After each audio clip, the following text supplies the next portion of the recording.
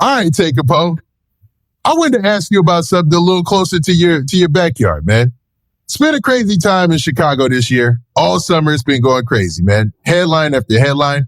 And recently, a rapper by the name of Lil Scoom just passed away. He was shot and killed, and it was allegedly a backdoor situation that had the whole city going crazy based on what was going on social media. Did you see all the things that took place on social media around this Lil Scoom situation? And also, could you touch on if you knew Scoom yourself? Like, did you know Lil Scoom at all? So no, I didn't know, look, like, not personally, like, I'm older than him by like 10 years, but like, he know my shorties, you know what I'm saying? Like, he know my shorties, him and my shorties and the shorty that I with, you know what I'm saying? He like 18, so, like, he just at a different point in the street shit than I am. So Yeah. we ain't hanging or something, but my shorties and his shorties is acquainted, so we all like hit home or we all affiliated and it come up my desk shit like that. And yeah, I'm familiar with the situation though. Now, there's a lot of talk about it being a backdoor situation, and I'm not going to say any names because I don't want to put the name out there. I don't know for a fact, but it was said that there was somebody who had set him up, and they were actually, like, the whole city was turned up looking for this person or whatnot, man. Could you lend any validity to that, or do you know what, or did you see this play out on social media? Yeah, for sure, yeah. Little Nene, man, they looking for her. Everybody been searching for her. Like, she the top of the Facebook, Instagram, TikTok, and Snapchat. Like, there's so many reels and stories being made about her. But yeah, that's why I encourage women to stay in their place and out of the streets, you know what I'm saying? Because you do all this type of stuff, you involve yourself in things that's bigger than you. And then you somewhere like suffering the consequences like this. Like, like you backdoor people, but you put not only you, but your family at risk. Like, how people like look at backdoors, if you backdoor somebody and try to get lost, now your people at risk of getting backdoored. Your mama come up there, your brother come up wrapped up, like your sister getting ran in the trap and getting pistol whipped to shit. You saying, like, you gotta be careful. And once your name get mentioned as a setup girl, bro, you can never run from that. That's not nothing that you can run from, like, but that you can hide from. And then you backdoor somebody that with a face card that's prominent and didn't even have the right approach about it to cover your tracks. Like, that's why I remember we was having this conversation, bro.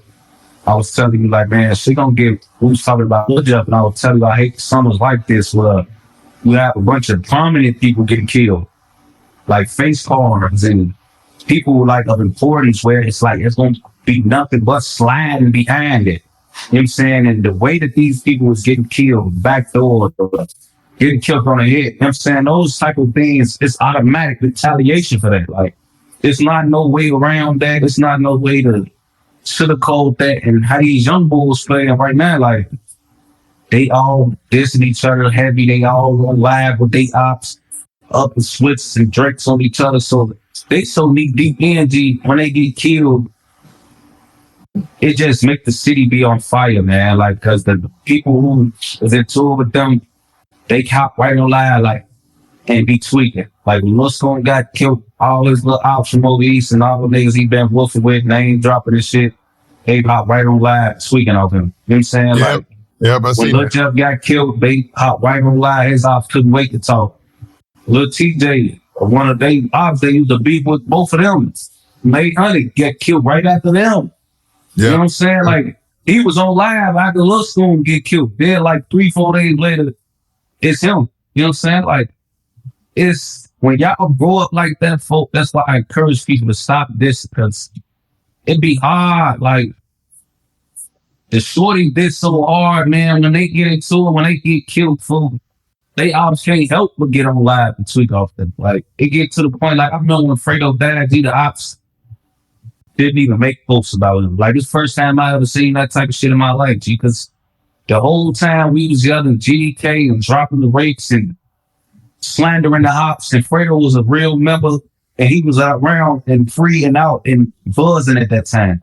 He never name dropped none of our Opps in his songs, never said GDK, nothing. Like, Never said nothing negative about the Opps in his songs. He strictly got money and did what he did. And the Opps respected that so much that when he died, how he died, they basically left Fredo alone. Like you never hear Fredo get dissed in songs. That's true. Or none of that, bro. Like, I never even thought about that. That's very true, man. Like, you never hear anybody dissing Fredo Santana. You don't hear that, bro. You don't hear it. And Fredo didn't do it when he was young.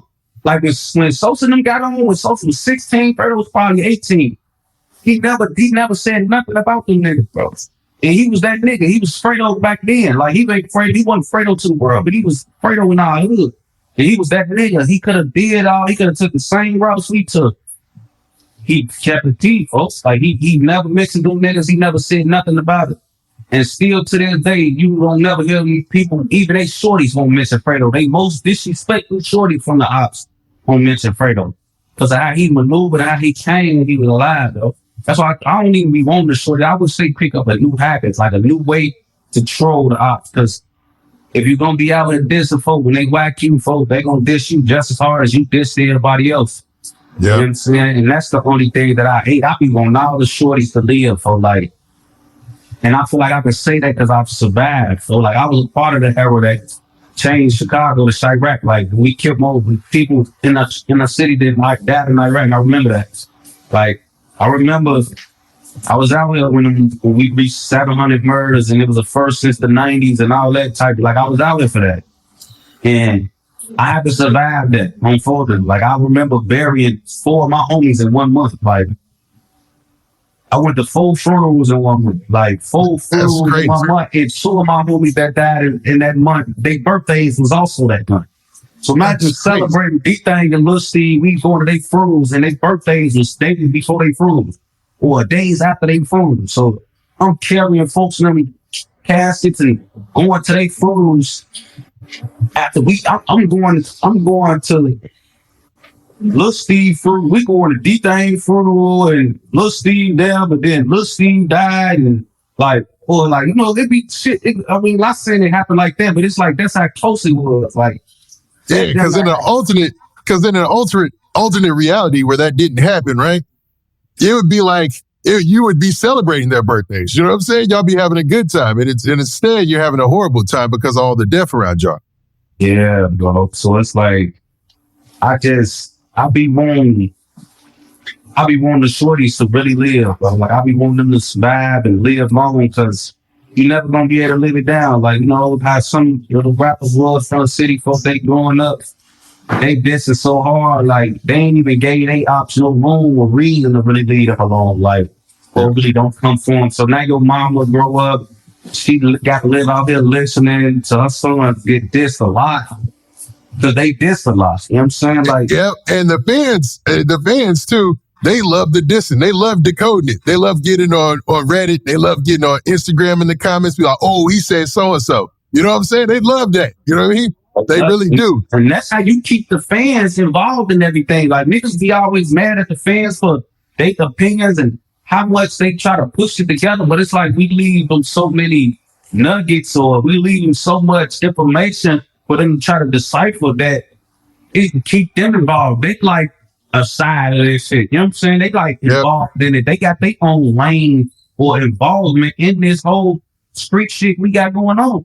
Because part of our beef and part of the way we like to go about shit is we get on the internet, say too much, go live too much, up guns too much, show where we at too much, diss people too much. Like we doing a whole lot. So we keeping them involved, keeping the police involved. We hard as hell. This is all bad, man. I ain't gonna lie, it be all bad. So I be hating when the shorties die. Especially like soon as they did some shit, like as soon as you just came through, as soon as you just woofing, as soon as you just on the live dissing, as soon as you just drop the trailer of a song that you talking about, you smoking woo woo, and you gonna do this to woo woo, and then you die, folks.